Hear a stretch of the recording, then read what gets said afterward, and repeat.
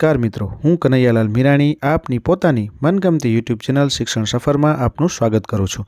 આ ચેનલ ઉપર શૈક્ષણિક માહિતી, અભ્યાસક્રમ, શિષ્યવૃત્તિ પરીક્ષાઓ, સરકારી યોજનાઓ, સ્પર્ધાત્મક પરીક્ષાઓ તથા કમ્પ્યુટર અને ટેકનોલોજીને લગતા વિડીયો અપલોડ કરવામાં આવે છે। હજી સુધી તમે જો આ ચેનલને સબસ્ક્રાઇબ ના કરી હોય તો સબસ્ક્રાઇબ કરી દેજો, તમારા મિત્રોને શેર કરી દેજો અને બેલ આઇકન દબાવી દેજો જેથી અમારા નવા વિડીયોની અપડેટ આપને મળતી રહે। નમસ્કાર મિત્રો, તમારું શિક્ષણ સફર ચેનલમાં સ્વાગત છે। આજે આપણે ગણિતની અંદર ધોરણ 8 પ્રકરણ 7 નો સ્વાધ્યાય 7.1 ની અંદર દાખલા નંબર 3 ની વાત કરીશું।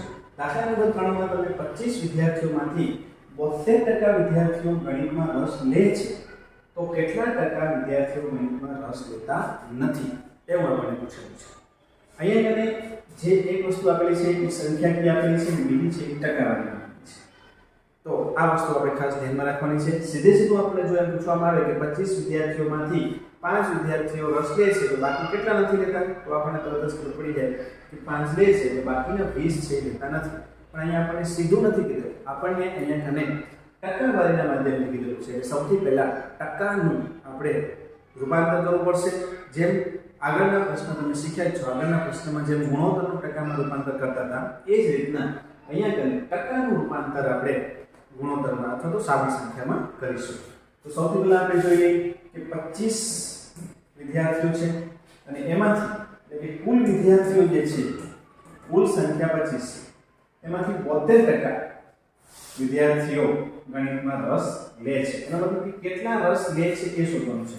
તો આપણે સૌથી પહેલા શું શોધશું, તો ગણિતમાં રસ લેતા વિદ્યાર્થીઓની સંખ્યા શોધીશું સૌથી પહેલા। તો કેટલા રસ લે છે, તો 25 ના 72%, 25 ગુણ્યા 72%। હવે આનું સમજવું આપણે આપવું હોય તો તમને ખબર છે, જેમ આપણે ટકામાં રૂપાંતર કરવા માટે ટકામાં ફેરવવા માટે 100 વડે ગુણતા હતા, એમ હવે ટકામાંથી જ્યારે આપણે રૂપાંતર કરવું હોય તો 100 વડે ભાગવા પડે। કેવી રીતના થશે જો 25 ગુણ્યા 72 છેદમાં 100। છેદમાં 100 ક્યાંથી આવ્યા, તો કે આ ટકા જે હતા એ ટકાને આપણે સાદી સંખ્યામાં રૂપાંતર કરીશું। હવે છેદ ઉડાડો તો અહીં ખબર છે 25 100, અહીંયા 72 ભાગ્યા 4 અને 72 ભાગ્યા 4 કરીએ તો આપણને ખબર જ છે કે 72 ને પણ 4 વડે આપણે ઉડાડી શકીએ છીએ, તો જવાબ મળશે આપણને 18। તો રસ લેતા વિદ્યાર્થીઓની સંખ્યા 18 છે। પણ આપણે આ નથી શોધવાનું, આપણે શોધવાનું છે ગણિતમાં રસ લેતા નથી એવા વિદ્યાર્થીઓ શોધવાના છે। આ વસ્તુ ખાસ ધ્યાન રાખજો, અહીંયા આપણે દાખલો પૂરો નથી થઈ જતો, રસ લેતા નથી એવા શોધવાના છે। તો આપણે અહીંયા બાજુમાં શોધી દઈએ કે હવે રસ ન લેતા વિદ્યાર્થીઓની સંખ્યા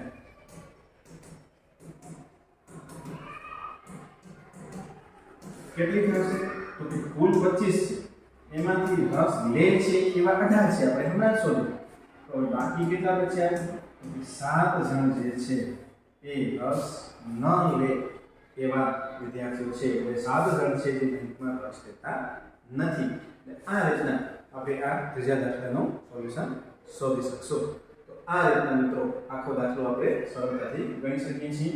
આ વિડીયોને પોઝ કરી અને આ આખા દાખલાને તમારી નોટબુકમાં ઉતારી લેજો।